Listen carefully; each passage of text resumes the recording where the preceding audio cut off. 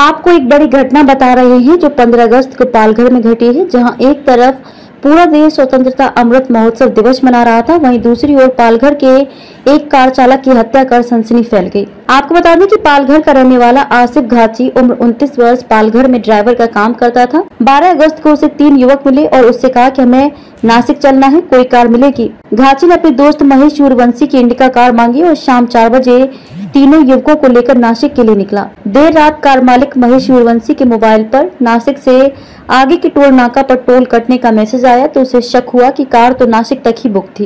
Car आगे कैसे जा रही है, जिसके बाद उसने नासिक के मोबाइल पर कॉल लगाया तो उसका फोन बंद निकला। उसने इसकी सूचना आसिफ के भाई को दी। दूसरे दिन आसिफ की पत्नी ने पालघर पुलिस स्टेशन में आसिफ की गुमशुदा रिपोर्ट दर्ज कराई। उधर पुलिस उसकी तलाश में जुटी थी। 15 अगस्त को पुलिस सूचना मिली कि आसिफ का शव मोखाड़ा नासिक रोड स्थित मोरचुंडी घाट के पास जंगल में पड़ा है। पुलिस ने हत्या व अपहरण का मामला दर्ज कर आरोपियों की तलाश में जुट गई। इस केस के लिए एसपी बाला साहेब पाटिल ने कई टीमें बनाई। पालघर में सीसीटीवी फुटेज चेक करने के बाद पुलिस ने तीनों युवकों की पहचान धर्मानंद उमाकांत जाल से सवा उर्फ प्रीतम शांता मेहर व खुशीराम उर्फ राजू डोलाराम जाल के रूप में की। पुलिस ने बताया कि कार जुन्नर होकर समृद्धि हाईवे से उड़ीसा पहुंच गई। पुलिस की एक टीम वहां पहुंची और वहां से आरोपी धर्मानंद उमाकांत जाल को उड़ीसा के कोकड़माल गांव से कार के साथ गिरफ्तार किया, जबकि दूसरे आरोपी सेसवा उर्फ प्रीतम शांता मेहर को नागपुर स्टेशन से गिरफ्तार किया है। वहीं तीसरे आरोपी की तलाश जारी है। पुलिस ने बताया कि गिरफ्तार आरोपियों ने कार लूटने के इरादे से घाची की रस्सी से गला घोंटकर हत्या की थी। उनके एब्डक्शन के बारे में जब रिपोर्ट दाखिल हुआ उसके बाद हमारी अलग अलग टीम इसके ऊपर काम किया। उसमें एलसीबी, लोकल पुलिस, ये सभी ने अलग अलग टीम बना के पहले तो उनकी डेड बॉडी मिलना बहुत ही मुश्किल था, इसलिए हमने जवाहर से लेके त्र्यंबकेश्वर तक पूरा रोड में किया था। 15 अगस्त को उसकी डेड बॉडी हमें त्र्यंबकेश्वर एरिया में मिली।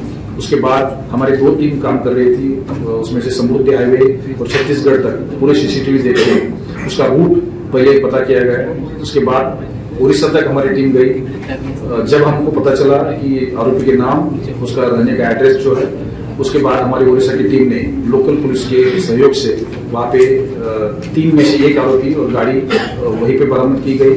उसके बाद दूसरे आरोपी जो रेलवे से अलग अलग स्टेट में जा रहे थे, उसमें से 1 आरोपी को नागपुर रेलवे पुलिस ने नागपुर रेलवे स्टेशन से ही हिरासत में लिया गया है। तीसरे आरोपी के पीछे हमारी टीम है, आगे जाके उनको भी हिरासत में लिया जाएगा। सर, इस पूरे ऑपरेशन में कितनी टीम गठन की गई थी और कितने लोग इसमें शामिल थे?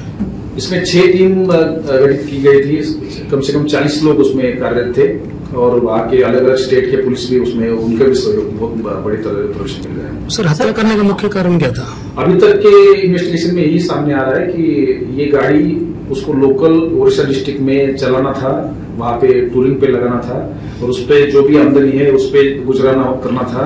यही प्राइमरी तो इन्वेस्टिगेशन में सामने आ रहा है, लेकिन आगे जाके इन्वेस्टिगेशन में असल बात क्या थी, उसका कॉन्स्पिरेसी क्या था, किस तरह से उसने किया था और इसे क्यों चूज किया था, आशिफ को ही क्यों चूज किया था, इसके बारे में सामने आ रहा है। इसी इलाके में आरोपी रह रहा था, कह रहा था। ये आरोपी पिछले कुछ सालों से, एक आरोपी तो पिछले 20 सालों से ये गोचर में रह रहा था। उसमें से 2 आरोपी जो है पिछले 6-7 महीनों से यहीं पे काम कर रहे थे। ये एक ही गांव के होने की वजह से एक ही लोकेलिटी में रहते थे। उनका पूरा ये क्राइम के बारे में पूरा प्लान ये गोचर में उनका किया उन्होंने। सर, उनका उद्देश्य अगर गाड़ी चोरी करना था तो उन्होंने उसकी हत्या क्यों की? उसके लिए वो दूसरा भी तरीका अपना सकते थे। उनको ये लग रहा था कि अगर वो जीवित रहेगा तो आगे जाके अपना नाम वो किसी को बताएगा, उसके ऊपर पुलिस एक्शन ले लेगी, तो अपना नाम आगे नहीं आना चाहिए। ये उद्देश्य से उन्होंने उसको जीवित नहीं रखा है। लेकिन मुझे लगता है ये प्राइमरी स्टेज रहेगी, आगे जाके इन्वेस्टिगेशन में वो सामने आ जाएगा। सर, ये पहले लोग ने पालघर का एरिया का रेकी किया था कि पहले क्या एरिया के बारे में उनको किस तरह पूरी जानकारी थी? क्योंकि पूरा देखा जाए तो पहाड़ी एरिया है और ये एक तो आरोपी 20 साल से यही रह रहा था, तो उसको मराठी पूरा आता है, मराठी में बात करने वाले लोग हैं, तो उनको सब पता है कि यहाँ पे क्या सिचुएशन है क्या नहीं है, तो उसको कोई रेकी करने की ज्यादा जरूरत है नहीं, क्योंकि लोकल ही आरोपी है। सर, फिल्मी स्टाइल में कुछ आरोपियों ने जो रस्सी के साथ मारा था, तो उसमें क्या पृष्ठभूमि क्या थी उनके? उन्होंने अपने साथ एक रस्सी रखी थी, जो पीछे जो बैठा था ड्राइवर के, उसने अपना गला ये रस्सी के सहारे गला घोट दिया और सामने जो बैठा था आरोपी, उसने जो दो नंबर का आरोपी था, उसने उसके बॉडी के ऊपर बैठा था, जो कि उसके पैर हाथ पैर नहीं हिल पाए और उसको वही दबा के मार सके।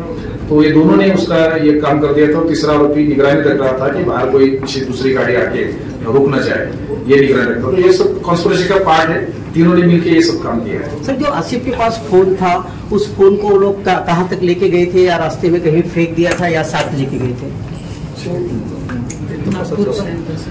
आसिफ के साथ तो फोन चालू था उनका, लास्ट तक फोन, जो लास्ट लोकेशन था वो छत्तीसगढ़ का था।